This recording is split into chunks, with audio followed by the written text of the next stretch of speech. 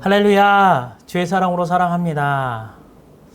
지난 한 주간 어떻게 보내셨는지요? 코로나 때문에 마음고생 많으셨으리라 믿습니다. 그럼에도 불구하고 우리는 또 열심히 또 살아야 되잖아요. 최선을 다해 살고 또 이렇게 주일날 주님 앞에 나와 아름다운 예배 드려야 되고요. 그렇습니다. 어려운 환경 가운데 우리가 믿을 수 있는 것은 우리 자신이 아니라고 생각합니다. 오늘 이 시간에 예배 가운데 하나님의 은혜가 넘쳐나 그 은혜로 말미암아 놀라운 하나님의 축복이 있게 되길 간절히 소망합니다. 기도하겠습니다. 참 좋으신 하나님 아버지 감사합니다. 성령의 은혜가 있게 도와주시고 놀라운 하나님의 축복이 있게 허락하여 주시옵소서. 그 은혜가 넘치는 우리들에게 도와주심으로 말미암아 하나님 앞에 찬양 드릴 때 그 은혜로 살아가는 저희들 될 수 있도록 도와주시옵소서. 오늘의 예배를 받으신 하나님을 찬양합니다. 예수 그리스도 이름으로 기도드렸습니다. 우리 이 시간에 함께 왕이신 나의 하나님 고백하기 원합니다. 왕이신 나의 하나님, 내가 주를 높이고 영원히 주의 이름을 송축하리라.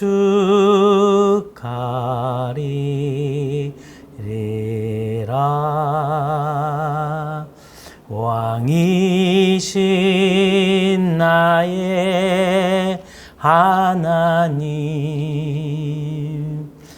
내가 주를 높이고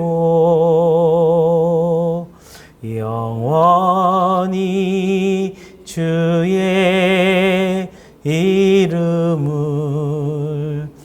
송축하리라.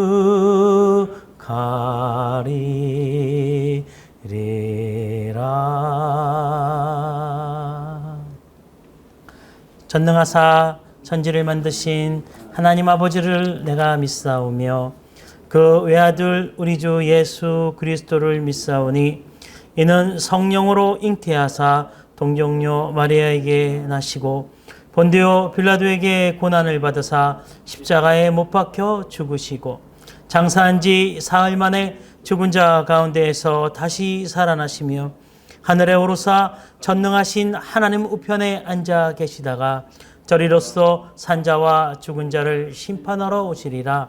성령을 믿사오며 거룩한 공예와 성도가 서로 교통하는 것과 죄를 사하여 주시는 것과 몸이 다시 사는 것과 영원히 사는 것을 믿사옵나이다. 아멘. 찬송가 357장입니다. 찬송가 357장입니다.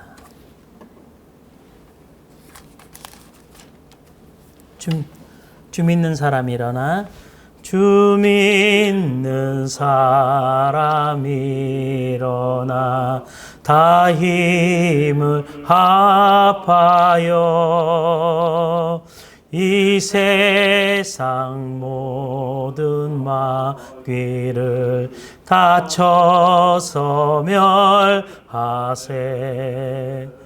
저 앞에 오는 적군을 다 싸워 이겨라. 주 예수 믿는 힘으로 온 세상 이기네. 믿음이 이기네. 믿음이 이기네. 주 예수를 믿음이 온 세상이 기네.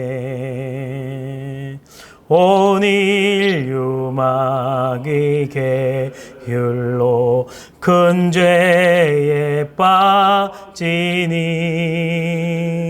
진리로 띠를 띠고서 늘 기도드리세. 참 믿고 의지하면서 겁 없이 나갈 때 주 예수 믿는 힘으로 온 세상이 기네. 믿음이 이기네. 믿음이 이기네. 주 예수를 믿음이 온 세상 이기네. 끝까지 이긴 자에게 흰 옷을 입히고 또 영생 복을 주시니 참 기쁜 일일세. 이 어두운 세상 지나서 저 천성 가도록 주 예수 믿는 힘으로 온 세상이 기네. 믿음이 이기네. 믿음이 이기네. 믿음이 이기네. 주 예수를 믿음이 온 세상이 이기네. 믿음이 이기네. 믿음이 이기네. 믿음이 이기네. 주 예수를 믿음이 온 세상이 기네. 참 좋으신 하나님 아버지 감사합니다. 오늘도 주님 앞에 나왔습니다. 하나님 말씀하여 주시옵소서. 하나님 그 말씀이 우리의 삶의 기준이 되게 도와 주시옵고 그 말씀대로 살 때 하나님을 만나며 하나님의 은혜를 누리는 자에 되게 도와 주시옵소서. 하나님 모이지는 못하지만 또 한 공간인 이곳에서 하나님께 예배드릴 때 하나님 이곳에 찾아오셔서 우리를 만나 주시며 우리와 함께하여 주시옵소서. 말씀을 전할 때나 듣는 자들이 아버지 하나님께 영광 돌리는 인생으로 변할 수 있도록 은혜 베풀어 주시옵소서. 오늘도 하나님의 귀한 말씀 주심을 감사드리며 살아계신 나사렛 예수 그리스도 이름으로 기도드렸습니다. 아멘. 오늘 하나님께서 주시는 말씀인데요. 우리 계속해서 사무엘상을 여행하고 있는데 오늘 지난주에 이어 3장 11절에서부터 21절까지 우리 한 목소리로 합독하겠습니다. 저도 읽을 텐데요. 여러분 그곳에서도 큰 목소리로 함께 읽기 원합니다. 11절입니다.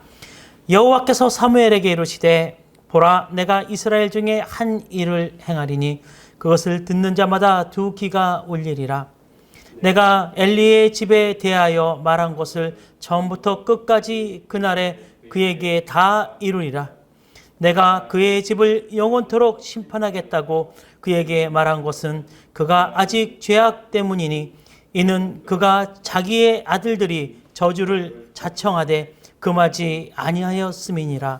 그러므로 내가 엘리의 집에 대하여 맹세하기를 엘리 집의 죄악은 제물로나 예물로나 영원히 속죄함을 받지 못하리라 하였노라 하셨더라.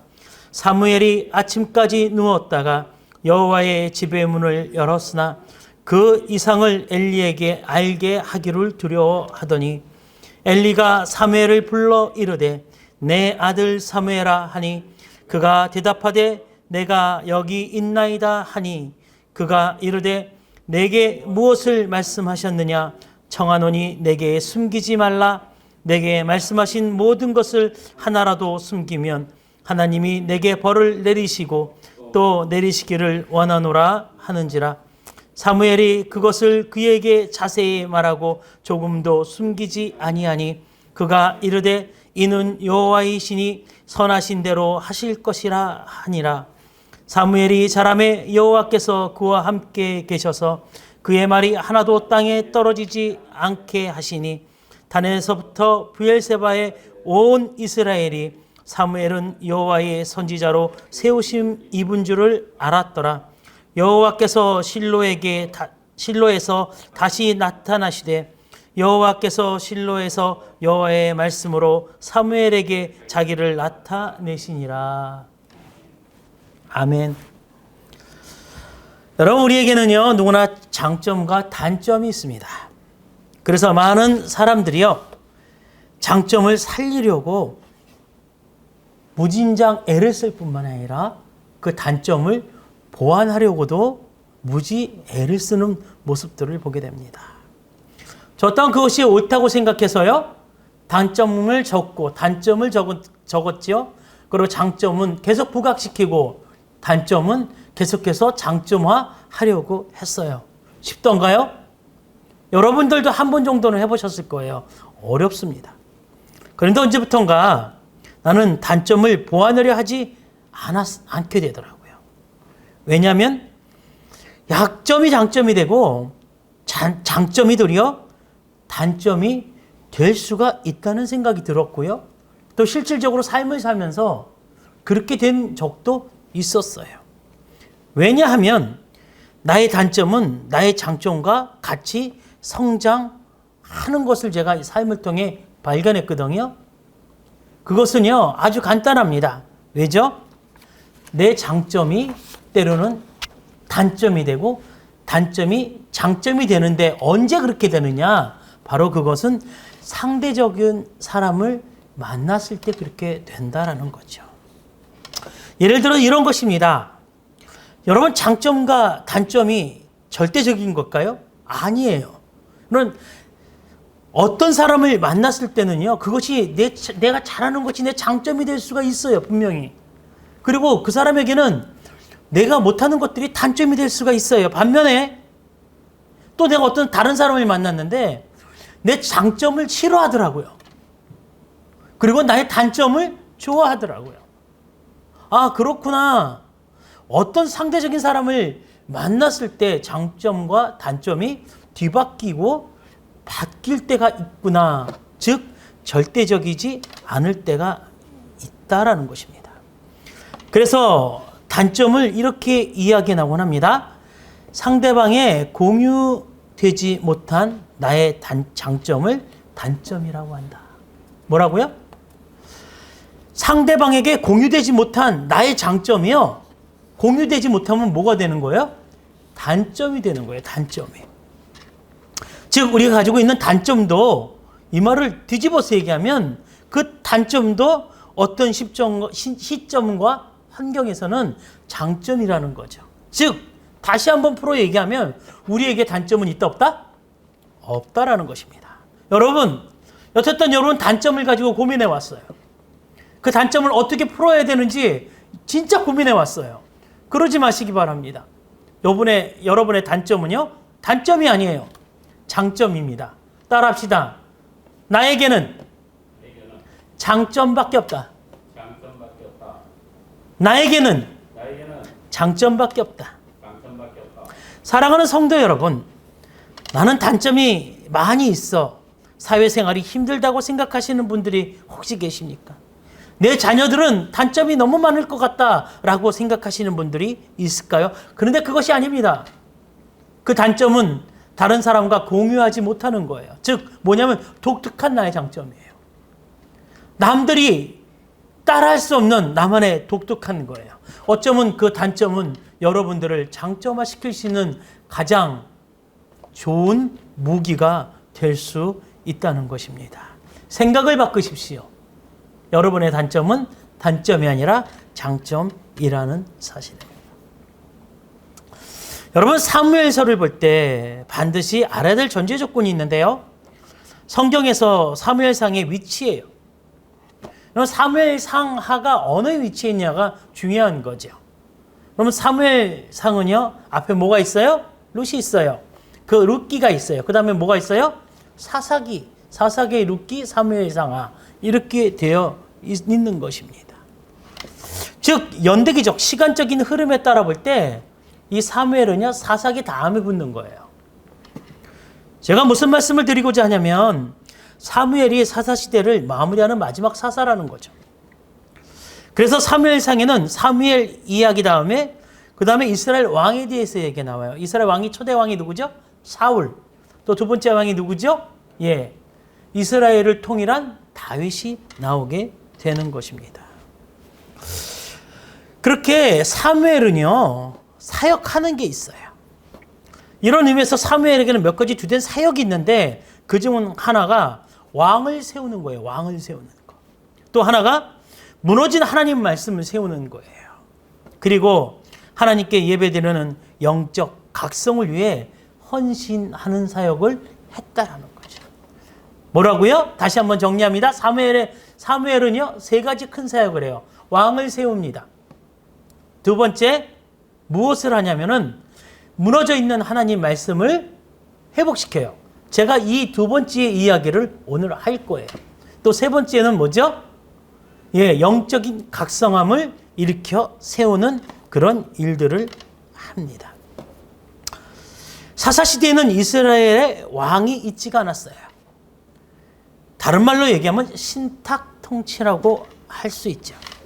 그런데 사사시대의 문제는 왕이 없는 신탁 통치가 문제가 됐던 것입니다. 다시금 얘기해서 장점이 단점이 되는 거예요. 신탁 통치는 굉장히 좋은 것입니다. 하나님으로 직접 계시를 받아서 그 일들을 감당하는 거예요. 정확하죠. 무엇보다 깨끗하죠. 그리고 하나님이 일을 하세요. 근데 이게 단점이 되는 거죠. 어떨 때 단점이 돼요? 중간에 신탁하는 사람이 변질됐을 때 그것은 진짜 잘못된 것으로 가게 돼 있어요. 엘리가 바로 그렇게 된 거예요. 즉 요즘 시대에도 마찬가지입니다. 신탁 통치가 잘못됐을 땐 하나님을 팔아먹는 거잖아요. 근데 요즘도요, 하나님의 이름을 이야기하면서 하나님을 팔아먹는 사람들이 너무나 많아요. 대표적인 게 신천지이고요. 본인이 하나님의 대리인이라고 칭하면서 하나님을 찾는 순진한 성도들을 미혹시켜요. 정신적인, 물질적인 피해를 주고 있습니다. 뿐만 아닙니다. 우리 사회는 변질된 목사들도 많아요. 또 변질된 장로, 성도들도 굉장히 많습니다. 하나님을 욕먹이는 행위를 서슴지 않고 행하고 있어요. 이런 모든 것이 하나님을 기만하는 행위라는 거죠. 하나님으로부터 받은 음성을 그대로 전달해주면 사실 신탁 통치가 더 확실한 하나님의 통치 방법이에요. 그런데 우리가 누구기 때문에?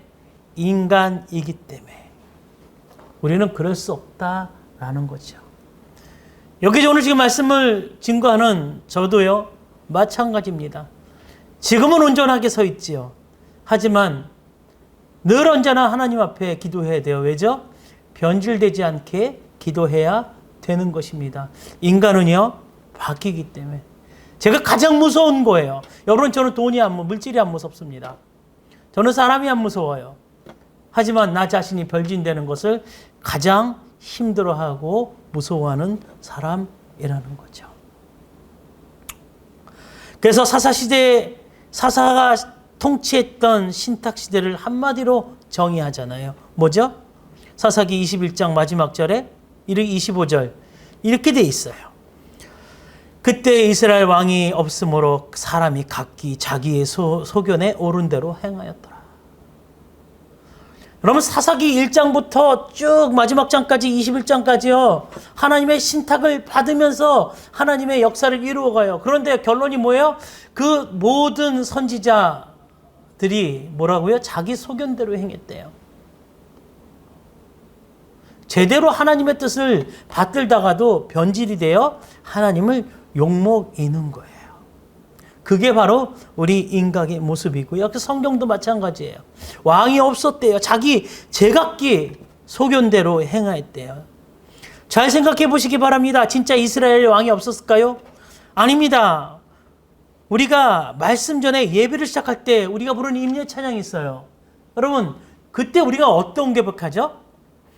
왕이신 나의 하나님,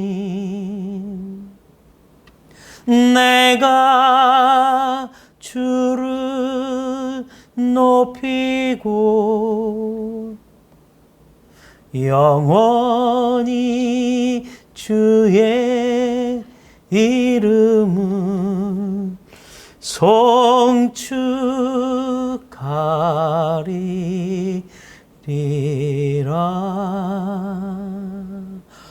왕이신 나의 하나님.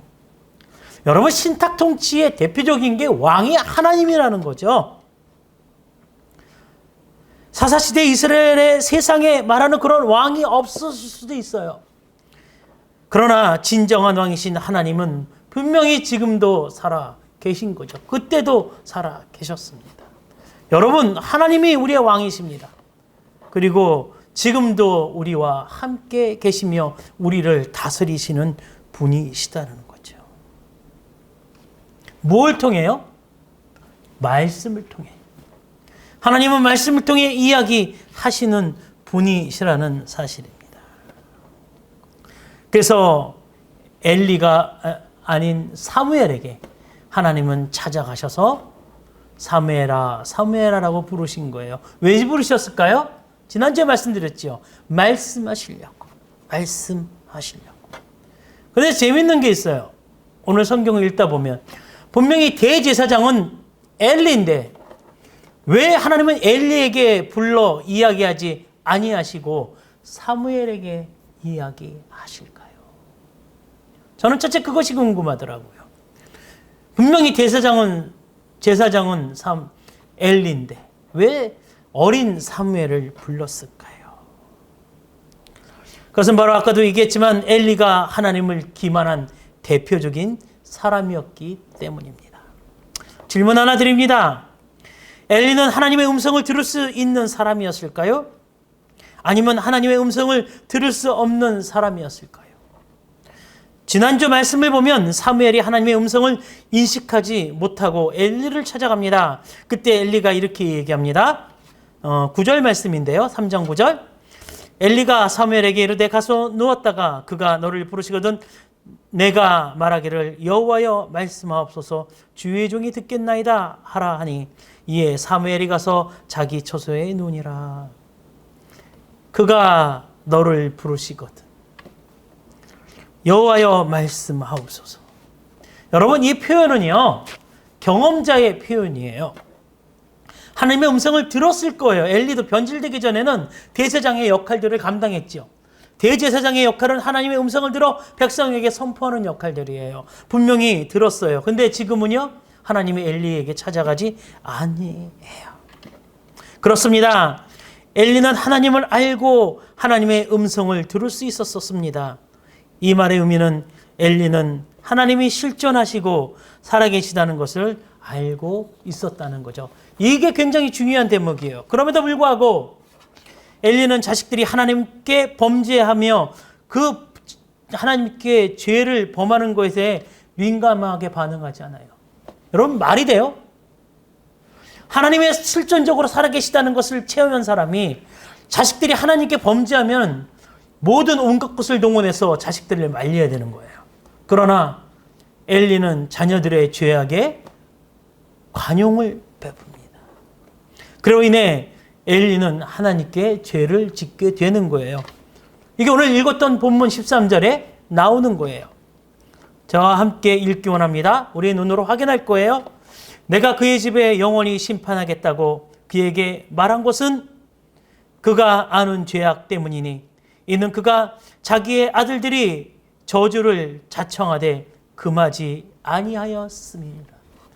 여러분, 엘리가 특별히 잘못해서 혼났다기보다는, 저주를 받았다기보다는 엘리의 자녀들이 하고 있는 거에 대해서 분명히 하나님을 아는 사람들이 미온적으로 반응을 했다라는 거죠. 여러분, 하나님을 알면은요, 적극적으로 상대방에게 하나님 살아계시니까 그러면 안 되라고 이야기해야 되는 거예요. 왜요? 모르는 사람은 어쩌면 드러날 수 있어요. 모르니까. 근데 알면서 그걸 방관하는 사람? 그래서 방조죄라는 것도 이 세상에 있잖아요. 엘리는 하나님이 분명히 살아계심에도 불구하고 왕이 없다고 기만하며 자신의 소견대로 자녀들에게 훈육하지 않았습니다. 그 결과 그의 집안은 하나님으로부터 버림을 받게 됩니다. 오늘 우리는 이 대목에서 한 가지 큰 교훈을 얻어야 할 것입니다. 여러분, 포스트 모더니즘의 영향을 받고 살아가는 많은 사람들이 자신의 생각이 기준이 되어 살아가고 있습니다. 그럴 수밖에 없는 것이 인간은 누구나 자신의 욕구가 반영된 기준을 가지고 살아가고 있기 때문입니다. 여러분, 인간의 기준은 보편적인 기준을 따르지 않아요. 오늘 요즘 여러 신문들을 봐도요, 마찬가지예요. 기준의 잣대가 다 달라요. 사건은 똑같은데 바라보는 기준이 다르기 때문에 해석이 180도로 나오는 그런 해석들도 있더라고요. 이게 무슨 말인가 하면은요, 우리의 기준은요, 우리의 이익과 그런 것들이 반영이 돼야 되는 거예요. 우리의 욕구가 반영이 돼야 되는 거예요. 그것이 기준이 돼야 되는 거예요. 이것이 포스트 모더니즘 사랑의 뿌리이며 기초가 되는 거예요. 여러분, 포스트 모더니즘에 대해서 아시잖아요. 그 모더니즘이 있었는데 앞에 포스트가 붙어요. 모더니즘의 다음 세대라는 거죠. 그 모더니즘은 뭐죠? 정형화된 세계. 절대적인 왕이 있고, 절대적인 군주가 있고, 절대적인 법들이 있어서 그의 형식화된 모습 가운데 인간의 존엄성이 대두되면서 바뀌는 거예요. 그래서 어느 한 왕이 중요한 게 아니라 나도 왕이야. 왕의 소견, 전체적인 이익이 중요한 게 아니라 내 이익이 중요해 라고 대두된 게 바로 포스트 모더니즘 사상이라는 거죠. 민혜경의 노래가 있잖아요. 여러분 아세요 혹시? 내 인생은 나의 것, 내 인생은 나의 것, 그냥 나에게 맡겨 주세요. 내 인생은 나의 것, 내 인생은 나의 것, 나의 모든 것 책임질 수 있어요. 제가 이 노래를 많이 연습했어요. 자, 여러분 진짜 노래방 가사처럼 자신이 책임질 수 있는 것일까요? 저는 그렇게 생각하지 않아요. 우리 인간의 생각대로 한 결과물에 대해서는요, 그 어느 누구도 책임지지 않아요. 절대 책임질 수 없어요. 여러분 자기 멋대로 행동한 사람들의 대다수는요, 후회가 막급한 그런 결과를 가져옵니다. 그래서 많은 학자들이요, 포스트 모더니즘 사상을 바다의 파도와 같다라고 이야기합니다. 그렇게 비유를 해요. 왜죠? 절대적인 가치를 부인하는 것입니다. 왜냐하면 파도는 때로는 높을 수가 있고 때로는 낮을 수가 있기 때문입니다. 즉 절대적인 가치를 인정해주지 않는 세상. 그래서 포스트 모더니즘 세계를 바다로 많이 비유를 합니다. 이 말은 또한 이렇게 표현할 수가 있어요. 나의 표현이 최고가 될 수가 있고 반면에 다른 사람의 표현이 최고가 될 수 있기 때문에 서로의 생각과 가치를 존중해 주어야 한다라는 거죠. 그래서 포스트 모더니즘은요, 굉장히 좋은 게 있어요. 인간 존중 사상이에요. 여러분, 인간은 존중받아야 돼요. 왜죠? 나는 근데요, 그 인간의 존엄성과 존중을 다른 방식으로 풀어내고 싶어요. 성경적으로 풀어내고 싶어요. 여러분, 내 생각이 올라서 내가 존중받아야 된다? 아니에요, 여러분. 여러분들 생각이 최고치를 올라설 수 있지만 그것이 틀릴 때가 있고요. 다른 사람과 다를 때가 있어요. 여러분, 다른 의견을 내가 존중할 수 있어요? 못해요. 여러분, 이걸 궤변이라고 해요. 그러나 인간 존중을 확실하게 설명할 수 있는 것이 있어요. 설명할 수 있는 것이 바로 성경이에요. 성경. 여러분 성경의 방법대로 하나님을 설명할 수가 있는데 그러면 인간은 존중될 수밖에 없는 거예요. 왜죠? 우리 인간이 창조되었어요. 여러분 무엇으로 창조됐죠? 하나님의 형상으로 창조되었어요.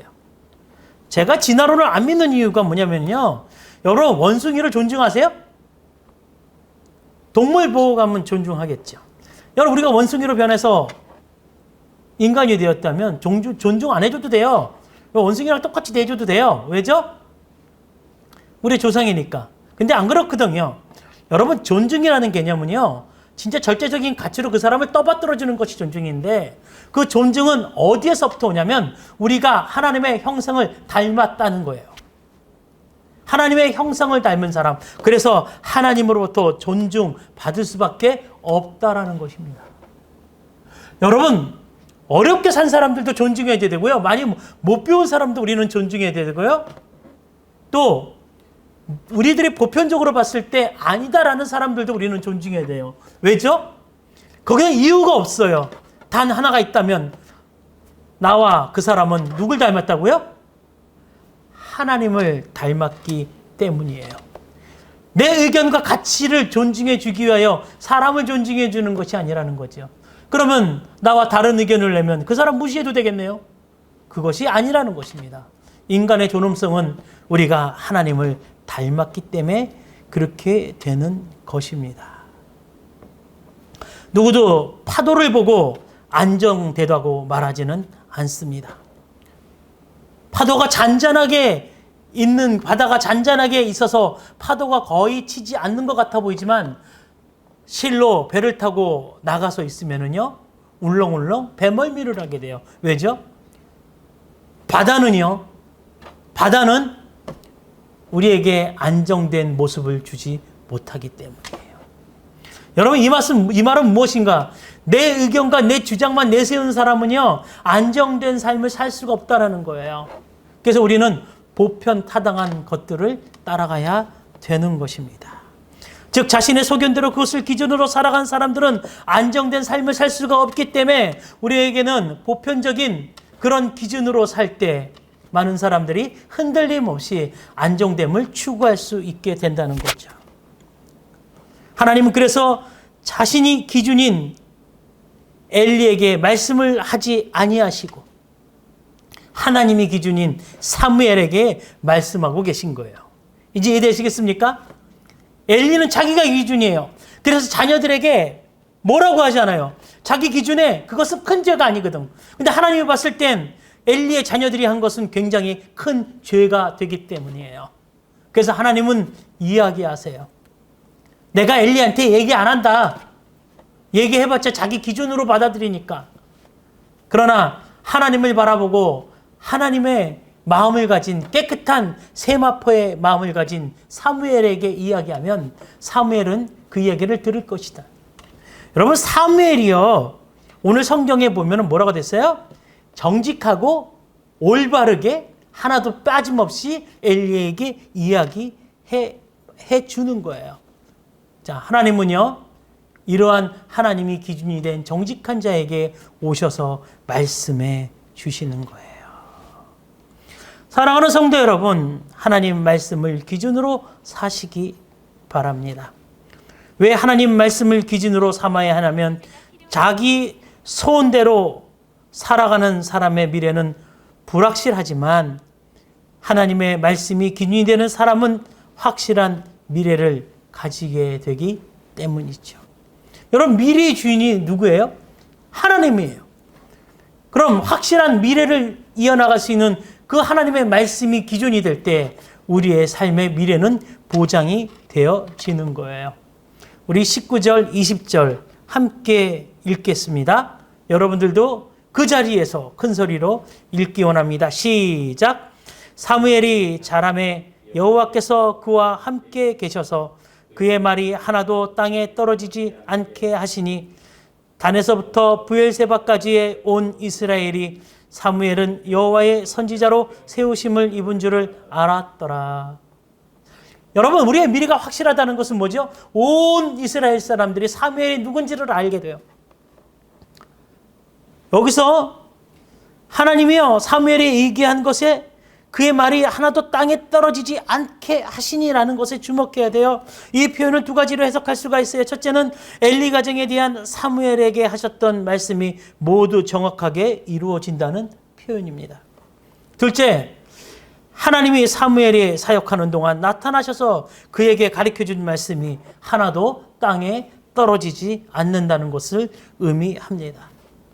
사랑하는 귀한 성도 여러분, 미래에 대한 불확실성과 미래에 대한 확실성 중 하나만 고르라면 여러분 무엇을 택하시겠어요? 말할 것도 없죠. 질문할 것도 안 됩니다. 우리는 당연히 확실한 미래라고 답을 할 것입니다. 여러분, 그렇다면 말씀이 기준이 되는 삶을 선택하시기 바랍니다. 즉 하나님을 선택해야 되는 거죠. 오늘 성경에 말씀이 기준이 된다는 뜻은 하나님이 함께 하신다는 말과 같은 의미라는 거죠. 하나님이 함께 하시면 우리의 미래는 보장받는 거예요. 19절입니다. 제가 읽어드릴게요. 사무엘이 자라매 여호와께서 그와 함께 계셔서. 여러분, 하나님이 함께하는 삶을 사시게 되길 간절히 소망합니다. 성경에서 하나님과 동행한 사람을 꼽으라면 여러 사람이 있어요. 에녹은 하나님과 동행하다 죽음을 보지 않고 하나님의 나라로 갔습니다. 여러분, 죽음을 보지 않았다는 것은요, 고통의 결과를 보지 않았다는 거죠. 여러분, 하나님과 동행하면은요, 그런 삶을 살게 돼요. 또 있죠. 아브라함이죠. 아브라함은요, 하나님과 동행한 사람이에요. 아브라함과 조카의 이야기를 제가 말씀드리는데요. 아브라함은 조카 롯에게 땅을 선택하라고 이야기했죠. 왜죠? 한때 있었는데 이제 서로가 재산이 많아진 거예요. 그러니까 뭐예요? 그의 종들이 싸워요. 이 땅은 내 땅, 이 땅은 내 땅. 왜죠? 한정된 물이잖아요. 이제는 함께 못 있겠다. 나눠야겠다라는 생각을 하는 거죠. 우리 함께하는 교회도요. 제가 늘 비전이 그거예요. 이제 많아서 더 이상 나눠야 되겠다 그러면 교회를 나누는 교회. 그래서 그 연합된 교회가 함께하고 또 성도들과 함께하는 그런 교회가 되길 간절히 소망합니다. 여러분, 아브라함도 나눠요. 그 조카 롯에게 이렇게 얘기해요.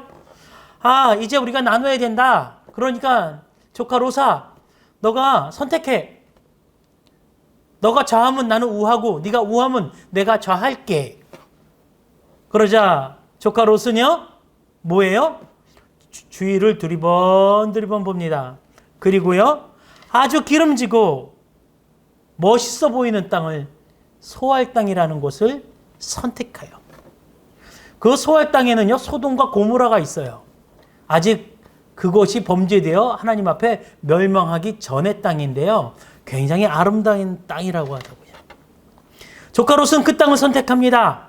조카 롯은 확실할 것 같은 소알 땅을 선택해요. 확실할 것 같은 소알 땅. 롯의 선택의 기준은 하나님이 아니에요. 자기 눈에 보기에 좋은 거였어요. 저라면 그렇게 안 해요. 아브라함이 삼촌이 그렇게 얘기해도 삼촌 잠시만요. 저에게 선택권을 주셨으니까 한번 기도해 볼게요. 라고 기도를 먼저 할 것 같아요. 여러분들은 어떠시겠습니까? 기도하고 준비하시나요? 아니면 그냥 여러분 생각대로 하시나요? 저는요, 기도하고 준비할 것 같아요. 하나님과 동행하는 사람과 동행하지 않는 사람이 무엇이 다르죠? 동행하는 사람은 옆에 있어요. 그러니까 물어보는 거예요. 저도 모를 때는요, 많은 사람들이 물어봐요. 이걸 이렇게 했으면 좋겠고 저렇게 했으면 좋겠는데 어떻게 했으면 좋겠습니까? 라는 거죠. 하나님과 동행하는 사람은 하나님께 물어보는 거예요. 그러나 롯은 그러지 않았어요. 즉 롯의 기준은 하나님이 아닌 자기 자신이었다는 것입니다. 반면에 하나님의 사람 아브라함은요, 늘 하나님께 먼저 예배를 드리고 제사를 드려요. 여러분, 롯에게 소할 땅을 먼저 좌하고 우하기 그 앞서서 성경은 이렇게 얘기해요. 아브라함이 하나님께 단을 쌓고 제사를 지냈더라. 언제? 그가 도착하면. 하나님의 사람은요, 이동하면 그 자리에 단을 쌓고 하나님께 제사를 먼저 드리는 거죠. 즉 하나님께 먼저 아뢰고 물어보는 사람이라는 것이에요. 이것을 볼 때 아브라함은 모든 선택에 앞서 하나님 앞에 기도했던 사람이에요.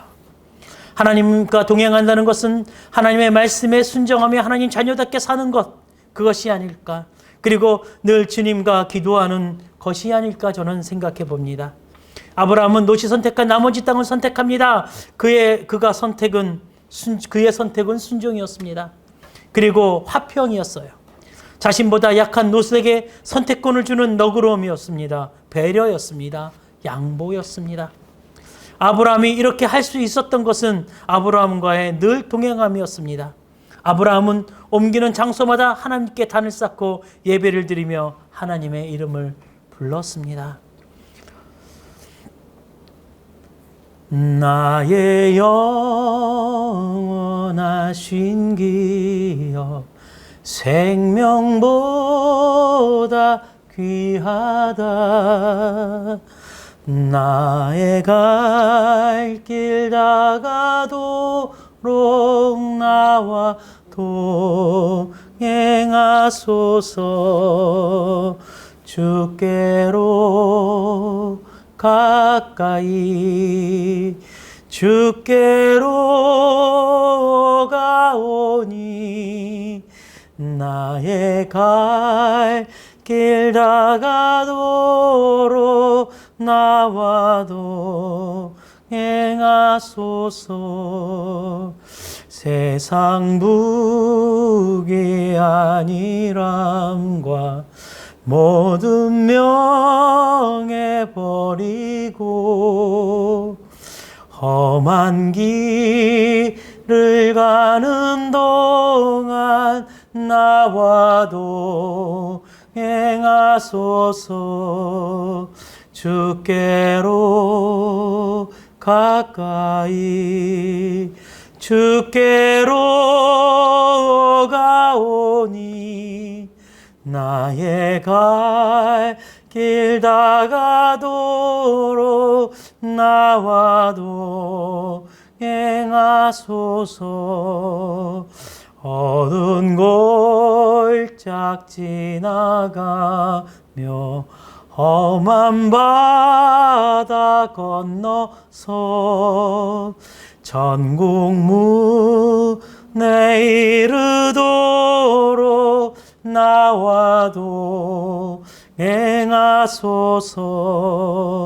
주께로 가까이 주께로 가오니 나의 갈 길 다가도록 나와도 행하소서. 주께로 가까이 주께로 가오니 나의 갈 길 다가도록 나와도 행하소서. 하나님과 동행한다는 것은 우리의 삶의 기준을 하나님께 맞춘다는 것입니다. 그래서 오늘 제목도 이렇게 정했습니다. 말씀이 기준이 되는 삶을 사십시오. 이 말의 의미는 말씀이 육신이 되신 예수 그리스도를 기준 삼아 그와 닮아가는 삶을 살아야 한다는 것을 의미하는 것입니다. 엘리는 하나님을 알면서도 하나님 대신 자신의 소견을 신앙의 중심으로 삶을 살아갑니다. 반면에 사무엘은 하나님의 말씀한 것을 정직하게 지키며 생활을 합니다. 18절에 보면 아까도 말씀드렸지만 이렇게 사무엘이 이야기하잖아요. 사무엘이 그것을 그에게 자세히 말하고 조금 더 숨기지 아니하며 그가 이르되 이는 여호와시니 선한 대로 하실 것이니라 하신지라. 사무엘이 그에게 자세히 말하며 조금도 숨기지 않는다고 이야기하잖아요. 뭐지요? 하나님 앞에서 코람되어 정직하게 하나님과 동행하는 삶을 살게 되는 거예요. 여러분, 하나님의 말씀이 기준이 되는 선한 양심은 하나님 앞에서 정직히 행하는 것이라는 사실을 사무엘을 통해서 우리에게 이야기해 주는 겁니다. 사무엘이 그것을, 여기서 그것이 뭐지요? 하나님께서 전날 밤에 이야기했던 하나님의 말씀을 이야기하는 것입니다. 하나님의 사람들은 하나님 말씀이 기준이 되어야 하는 것입니다. 그 기준에 맞게 정직해야 되는 것입니다. 그럼 하나님께서 은혜를 주시는데 어떤 은혜를 주시냐면 20절과 같은 은혜를 우리에게 쏟아부어 주십니다. 단에서부터 브엘세바의 온 이스라엘이 사무엘은 여호와의 선지자로 세우심을 입은 줄을 알았더라. 여러분, 단에서 브엘세바라는 것은 우리나라에서 한라에서 백두까지예요. 즉 이스라엘 모든 사람들이 사무엘이 하나님의 사람임을 알았다. 여러분, 이것이 기독교의 힘입니다. 말로다가 예수 믿는다가 힘이 아닙니다.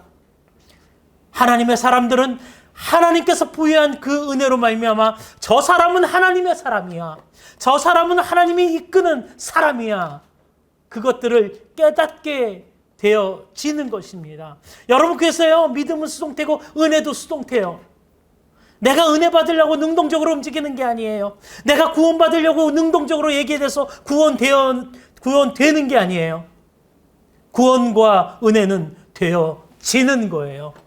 하나님이 부어 주셨을 때 만들어지는 것입니다. 사랑하는 귀한 성도 여러분, 우리는 오늘 하나님의 말씀으로 살게 되길 소망합니다. 그 말씀이 기준이 되어 그 말씀을 실천할 때 그게 바로 하나님과 동행하는 아름다운 삶이라는 것을 믿고 오늘도 우리에게 주신 하나님의 말씀을 붙잡고 사는 저와 여러분들 되길 간절히 소망합니다. 기도하겠습니다. 참 좋으신 하나님 아버지, 감사합니다. 우리에게 성령의 은혜를 부어주셔서 오늘도 말씀을 허락하신 여호와 하나님 아버지, 우리의 삶의 기준이 나의 욕심과 이기가 아닌, 생각이 아닌 하나님의 말씀이 기준이 되어 사는 은혜 오늘 꼭 베풀어 주셔서 한 주간의 삶 하나님께 영광 돌리며 하나님의 은혜 속에 있게 도와 주시옵소서. 감사드립니다. 예수 그리스도 이름으로 기도드렸습니다. 아멘. 봉헌 찬송입니다. 208장 우리 1절하고 5절 봉헌 찬송 부르시면서 우리 하나님께 우리 마음을 다해 준비하신 헌금 드리겠습니다. 내 주의 나라와 주 계신 성전과 피 흘려 사신 교회를 늘 사랑합니다. 하늘의 영광과 베푸신 은혜가 진리와 함께 영원히 시온에 넘치네. 아멘. 참 좋으신 하나님 아버지, 하나님, 우리의 것은 하나님의 것이오니 하나님, 한 주간 또 부어주신 은혜 하나님께 되돌려 드립니다. 하나님 아버지, 주께서 주신 이 귀한 물질, 하나님의 나라와 하나님의 자녀를 세우는데 최선을 다해 사용할 수 있도록 은혜 베풀어 주시옵소서. 아버지, 하나님 아버지, 주님의 것이라 고백하는 모든 이들의 그 가게와 그의 삶에 늘 풍족한 은혜로 채워주시되 큰도로 차고 넘치는 은혜가 되게 도와 주시옵소서. 감사드립니다. 특별히 우리의 건강을 지켜주실 예수 그리스도 이름으로 감사하며 기도드렸습니다. 아멘. 광고입니다. 광고는 주보를 참조하시고요. 이제 이번 주에 다음 주 오실 때 우리가 필사하신 것을 다 갖고 오시면 되고요. 그 필사하신 걸 통해서 계속해서 하나님의 은혜가 넘쳐났으면 좋겠고요. 그게 더 끝나면은요, 우리가 조금 한 주간 쉬었다가 계속해서, 요번에는, 시편? 뭐 그런 식으로, 왜냐면 제안이 들어왔어요. 너무 말씀 쓰는 게 좋은데, 이 일을 우리 계속해서 했으면 좋겠다. 최소한 코로나 끝날 때까지만이라도 우리 계속해서 필수함으로 집에서 하나님을 만나는 그 은혜를 가졌으면 좋겠다라는 이야기들이 있어가지고 더 이렇게 준비해 보려고 합니다.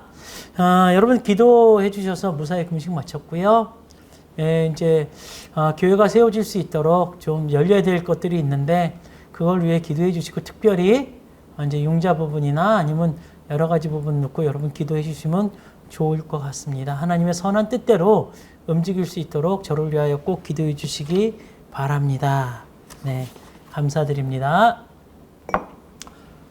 제가 축도함으로 모든 예배를 마치겠습니다. 이제는 그리스도 은혜와 하나님 아버지의 영원하신 사랑하심과 성령님의 감동 역사 충만 위로하심이 하나님을 찾고 하나님과 동행하며 하나님의 말씀이 기준이 되어 살려고 노력하는 모든 성도들 머리 위에 또 이 나라 이 민족 열방 위에 하나님의 돌보심의 은혜와 하나님의 축복이 넘쳐나길 지금부터 영원토록 간절히 축원하옵나이다. 아멘.